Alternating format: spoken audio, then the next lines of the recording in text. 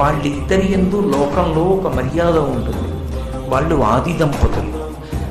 వాళ్ళ గురించి చెప్తూ శ్రీరుద్రం శివా రుద్రస్య భేషజీ, శివా విశ్వాహ భేషజీ అంటుంది.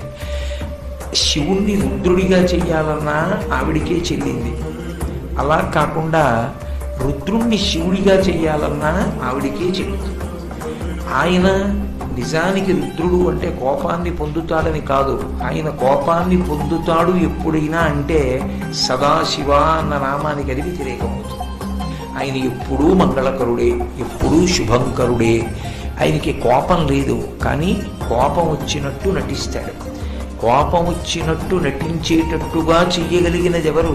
అమ్మవారే. ఎందుకు అలా నటింప చేయడం ఆయన చేత?